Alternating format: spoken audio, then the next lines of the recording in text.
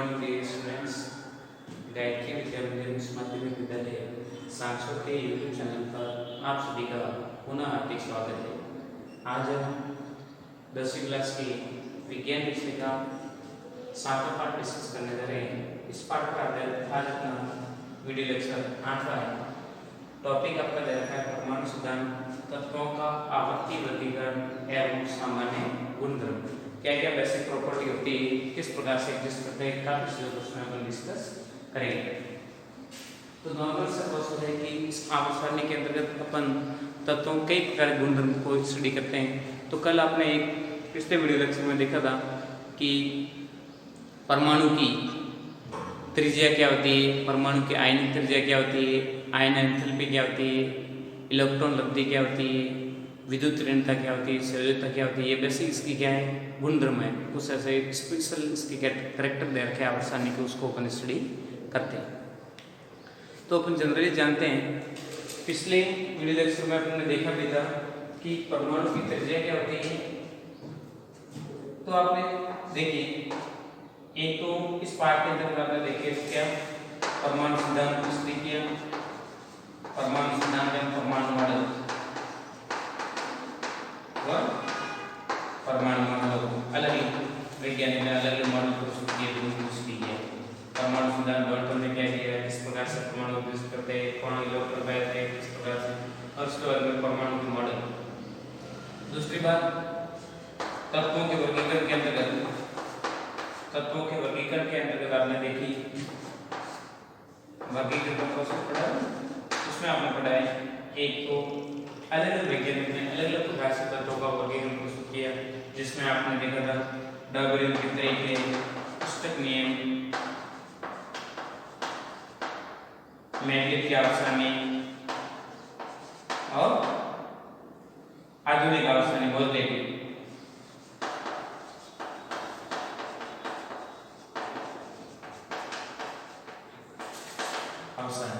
तो इसके पार्ट बहुत विस्तार से आपको पहले भी मैंने बता रखा है। इस पार्ट में बहुत सारा मेथड रहता है, जितना इसमें समझोगे उतना कम है, और एग्जाम में कोई भी कहीं से भी सवाल करने की इसमें 99% संभावना रहती है।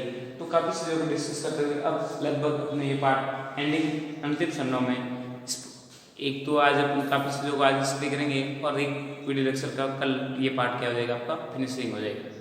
देखिए, तो कल आपने क्या देखा था, फर्स्ट आवर्ती गुणधर्म के अंदर देखा था परमाणु त्रिज्या।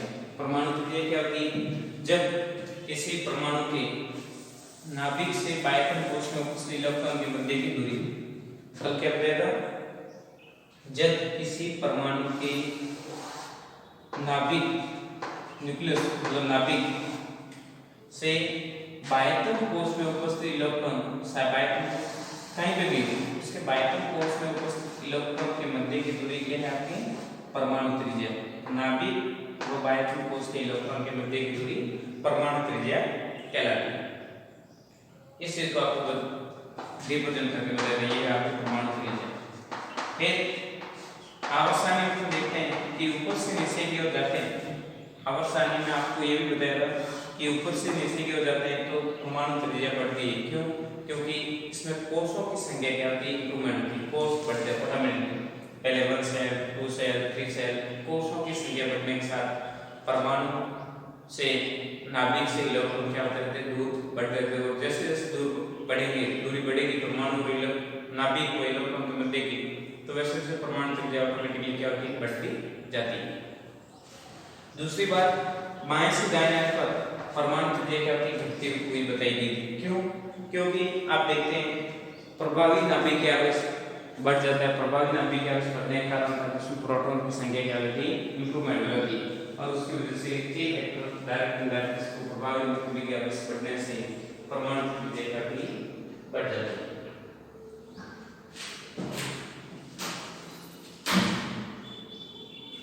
उसके ऊपर आपने ये भी देखा था कि अलग अलग फैक्टर अलग अलग इफेक्ट उत्पन्न करते हैं, जिसकी वजह से अलग अलग उसके गुणधर्मों को प्रभावित करने में अलग अलग फैक्टरों की भूमिका रहती है। आज अपन सेकंड स्टडी करेंगे आयनिक त्रिज्या।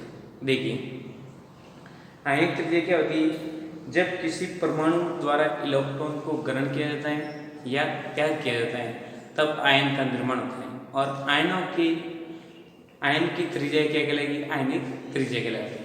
आयन की त्रिज्या क्या कहलाती है? आयनिक त्रिज्या कहलाती है। वैसे की बात दिमाग में रहेगी। देखिए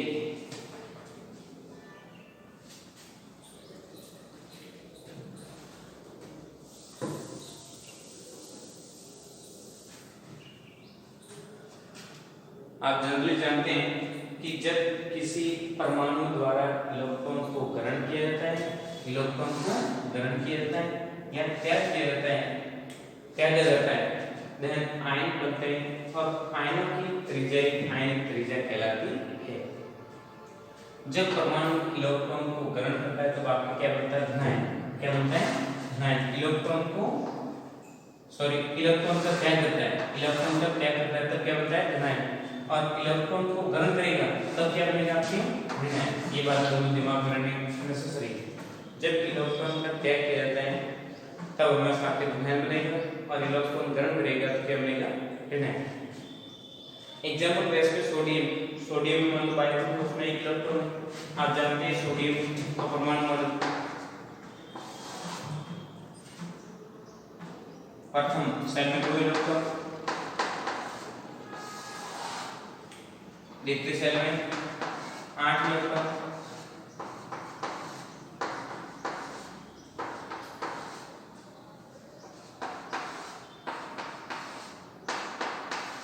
कितना? 1 2 3 4 5 6 7 8 9 10, और ये होता है अंतिम कोष में 1। सोडियम का परमाणु कितना है? सोडियम का परमाणु 11, देन इसमें उपस्थित इलेक्ट्रॉन की संख्या भी कितनी होगी? उदासीन सोडियम में 11 इलेक्ट्रॉन एग्जिस्ट होते हैं। तो इसके बाह्य कोष में 1 इलेक्ट्रॉन उपस्थित होता है ना, 1 इलेक्ट्रॉन उपस्थित होता है।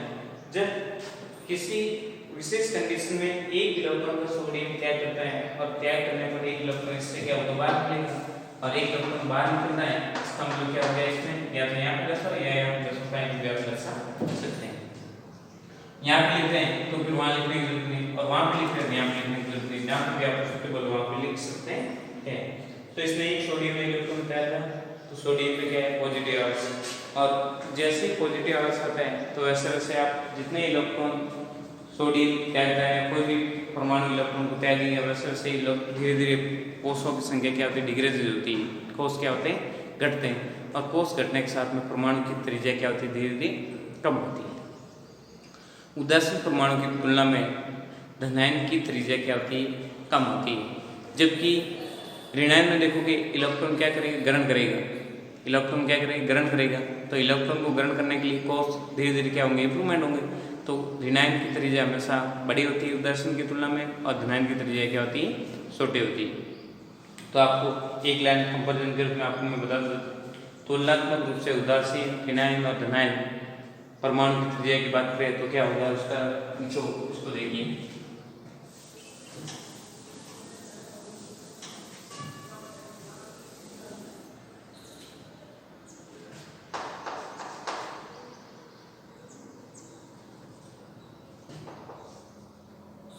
त्रिज्या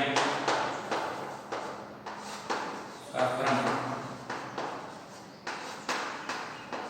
सबसे अधिक त्रिज्या होती है इसकी ऋणायन की।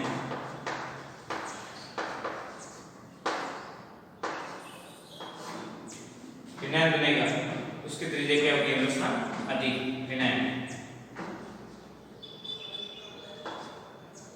कोई भी मान लो आप उदाहरण के रूप में एटॉमिक ले लो और उस पर लगा दो माइनस की त्रिज्या हमेशा क्या होती है? सबसे बड़ी होती है। फिर उदासीन परमाणु,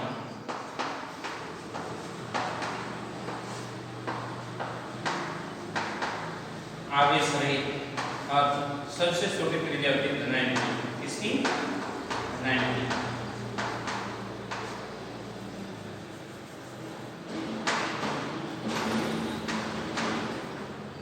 जिस पे आप क्या लगा दो? प्लस, और ये नॉर्मल सामान्य। तो आप त्रिज्या के क्रम पूछें, सबसे बड़ी त्रिज्या होती है ऋणायन की, उदासीन परमाणु की उससे छोटे और ऋणायन की सबसे छोटी होती है। ऐसा क्यों होता है? क्योंकि ऋणायन में इलेक्ट्रॉन ग्रहण करेगा तो इलेक्ट्रॉन के मध्य प्रत्यक्ष प्रभाव बढ़ता है और जिसकी वजह से उसमें कोषों की संख्या डायरेक्टली इंप्रूवमेंट होती है, जबकि उदासीन परमाणु यथा कंडीशन में रहता है। और ऋणायन में देखते हैं इलेक्ट्रॉन त्यागने से कोष धीरे धीरे क्या होते हैं, कम हो जाते हैं और उसकी वजह से उसकी त्रिज्या और कम हो जाती है। नॉर्मली बात दिमाग में रहेगी। तो व्यवस्थित रूप से आपने एक टॉपिक को डिस्कस किया है, आयनिक त्रिज्या, बात दिमाग में आएगी। तो एक बार पुनः दर्शाते हुए आप स्क्रीनशॉट ले लीजिए और फिर बाद में अपन देख रहे हैं आयन एंथैल्पी। देखिए क्या बताया था, जब किसी परमाणु द्वारा इलेक्ट्रॉन को ग्रहण किया जाता है या त्याग किया जाता है तब ऋणायन आयन बनते हैं और आयनिक त्रिज्या ही आयनिक त्रिज्या कहलाती है। जब इलेक्ट्रॉन त्याग करता है तब आपके धनायन बनते हैं, उदाहरण सोडियम को समझा रखते हैं। और जब इलेक्ट्रॉन को ग्रहण किया जाता है तो ऋणायन बनता है, उदाहरण क्लोरीन का तैयार है। परमाणु त्रिज्या का क्रमशः ऑर्डर आपको पूछें तो ऋणायन की सबसे बड़ी होती है, फिर बाद में उदासीन परमाणु और फिर सबसे छोटी त्रिज्या होती है धनायन। बात दिमाग में रहेगी। तो आपने स्क्रीनशॉट ले लिया होगा। अब आगे देखते हैं अपन आयन एंथैल्पी, आयन ऊर्जा। देखिए आगे आप डिस्कस कर रहे हैं कि अपना तीसरा बिंदु क्या करता है, आयन ऊर्जा। आयन ऊर्जा को, आयन एंथैल्पी को या आयन विभव को, तीनों वर्ड एक ही, कंफ्यूज होने की जरूरत नहीं। आयन ऊर्जा, आयन एंथैल्पी या आयन विभव, किसी भी नाम से आपको एग्जाम में पूछे तो उनका सभी का मतलब एक ही। देखिए इसकी परिभाषा क्या होती है, जब किसी विलगित गैसीय परमाणु, उदासीन गैसीय परमाणु या परमाणु के बाह्यतम कोश से इलेक्ट्रॉन को निकालने के लिए दी गई ऊर्जा की आयन एंथैल्पी कहलाती है। कैसे अवस्था में से, गैसीय अवस्था में परमाणु से होना चाहिए। जब किसी विलगित गैसीय अवस्था में किसी परमाणु की बाह्यतम कोश से इलेक्ट्रॉन निकालने के लिए दी गई ऊष्मा ही आयन ऊर्जा कहलाती है।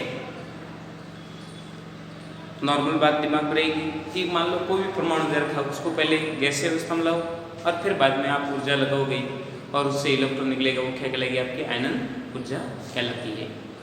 आयनन ऊर्जा का मात्रक आपके बेसिकली क्या होता है, किलो कैलोरी प्रति मोल, किलो कैलोरी प्रति मोल के रूप में निरूपित दर्शाया जाता है। हमेशा आयनन ऊर्जा की प्रक्रिया में किस प्रकार के आयन बनता है, धनायन आयन बनता है। हमेशा धनायन का निर्माण ही आयन ऊर्जा के दौरान होता है। क्यों? क्योंकि इलेक्ट्रॉन निकाल रहे हैं और इलेक्ट्रॉन को त्यागने पर कौन सा आयन बनता है, धनायन। आप सब जानते भी हैं बेसिक ऑब्वियसली कि जब किसी परमाणु द्वारा इलेक्ट्रॉन का त्याग किया जाता है तब आपसे क्या बनता है, हमेशा धनायन का निर्माण होता है। तो इस कंडीशन में अपन ऊर्जा दे के निकाल रहे हैं तो ऑब्वियसली क्या बनेगा, आपके धनायन ही बनेगा। अपन जानते भी कि मान लो उदासीन परमाणु है, उसको ऊर्जा देंगे, पहले गैसीय अवस्था में ले, उदासीन परमाणु है किस अवस्था में, गैसीय अवस्था।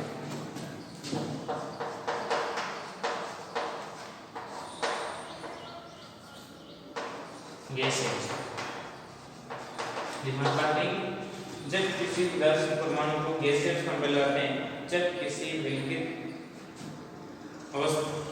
गैसीय अवस्था में उदासीन परमाणु को लाते हैं, उदासीन परमाणु के बाह्यतम कोश से इलेक्ट्रॉन को निकालने के लिए क्या करते हैं, अपन ऊर्जा देते हैं, ग्रहण करते हैं या संकेत करते हैं, कुछ भी करें उसके लिए ऊर्जा देते हैं। और बाह्यतम कोश से इलेक्ट्रॉन रिड्यूस जैसे होगा और जितनी उसके लिए आवश्यक ऊर्जा होती है वो उसकी क्या कहलाती है, आपके आयनन ऊर्जा कहलाती है। देखिए आयनन ऊर्जा का क्रम क्या होगा, पहले एक बार इलेक्ट्रॉन की, एक बार आपने ऊर्जा देखी, एक इलेक्ट्रॉन को निकाला, फिर वापस ऊर्जा दोगे तो दूसरा इलेक्ट्रॉन निकलेगा, तीसरा निकलेगा, तो ऐसे ऐसे इलेक्ट्रॉन निकाल जाओगे। परंतु उसका क्रम क्या हो जाएगा, प्रथम की तुलना में द्वितीय में और अधिक ऊर्जा लगानी पड़ेगी, तृतीय में और अधिक ऊर्जा लगानी पड़ेगी। क्यों ऐसा क्यों होता है, क्योंकि जैसे जैसे कोष बाह्यतम कोष से तो आपने आसानी से इलेक्ट्रॉन निकाला, फिर बाद में धीरे धीरे इलेक्ट्रॉन क्या आएगा, नाभिक के पास आएगा। नाभिक के पास आने की वजह से नाभिक में आकर्षण बल बढ़ जाता है और जिसकी वजह जैसे जैसे आपको इलेक्ट्रॉन की संख्या निकालने के लिए और अधिक एनर्जी लगानी पड़ेगी, क्योंकि नाभिक का आकर्षण प्रभाव क्या होता है, बढ़ जाता है। बेसिकली दिमाग में रहेगी बात। तो ये आपके आयनन ऊर्जा, ये भी आवर्त सारणी की एक प्रॉपर्टी प्रदर्शित की जाती है और कई बार एग्जाम में पूछा जाता है कि आयनन ऊर्जा या आयनन एंथैल्पी या आयनन विभव को समझाइए, तो आपको इस प्रकार से मैटर दिमाग में रहना चाहिए। अब आवर्त सारणी में इसका क्या इफेक्ट होता है, तो अपन जनरली जानते हैं आवर्त सारणी में देखिए, एक बार पूरे का आप स्क्रीनशॉट ले लीजिए, फिर बाद में अपन आगे बढ़ते हैं। हो गया होगा स्क्रीनशॉट। देखिए आवर्त सारणी में हम देखते हैं, आवर्त सारणी में बाएं से दाएं ओर जाएंगे और ऊपर से नीचे की ओर आएंगे। आवर्त सारणी में बाएं से दाएं ओर और ऊपर से नीचे की ओर जाने पर आयनिक ऊर्जा पर क्या इफेक्ट होता है, तो ऊपर से नीचे आने पर आयनिक ऊर्जा क्या होती है, घटती है। आयनिक एनर्जी ऊपर से नीचे की ओर जाने पर डिक्रीज होती है, ये संकेत दर्शाया जाती है। अर्थात इसको आप समझना है, लिख देना आयनन ऊर्जा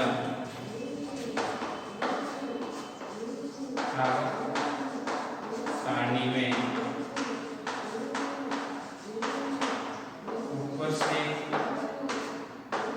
नीचे की ओर बढ़ने पर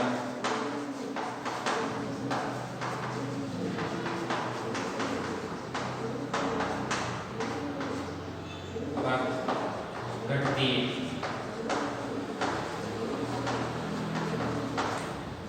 ऊपर से नीचे आने पर आयनिक ऊर्जा क्या होती है, घटेगी। कारण क्या हो जाएगी, क्यों बढ़ती है, क्योंकि पहले मान लो एक सेल था, फिर बाद में दूसरा, फिर बाद में तीसरा, चौथा, जैसे सेल्स बढ़ जाएंगे, कोष बढ़ जाएंगे, तो जितना नाभिक से कोष अधिक होंगे तो उतना नाभिक के इलेक्ट्रॉन पर आपस में जो भी उसका प्रभाव होगा, इलेक्ट्रॉन तो नाभिक के मध्य की जो अट्रैक्शन वो धीरे धीरे क्या हो जाएगा, कोष बढ़ने के साथ में कम होता है।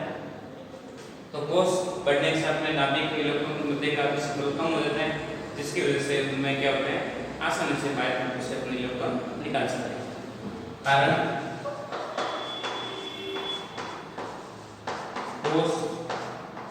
कोषों की संख्या बढ़ती तब इलेक्ट्रॉन व न्यूक्लियस में नाभिक के मध्य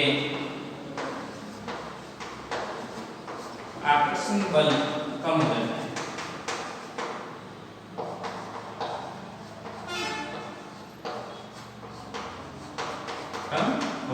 बात दिमाग रहेगी। कोष बढ़ेंगे तो धीरे धीरे नाभिक में इलेक्ट्रॉन के मध्य की दूरी बढ़ जाएगी और डायरेक्टली उनके मध्य आकर्षण बल कम हो जाएगा, तो आसानी से अपन इलेक्ट्रॉन निकाल सकते हैं। परंतु बाएं से दाएं और इधर की ओर जाते हैं तो क्या होता है इफेक्ट, तो इधर से इधर जाने पर आयनिक ऊर्जा इंक्रीज होती है, बढ़ती है। क्यों, क्योंकि प्रभावी नाभिक आवेश बढ़ता है, जेड इफेक्ट बढ़ता है।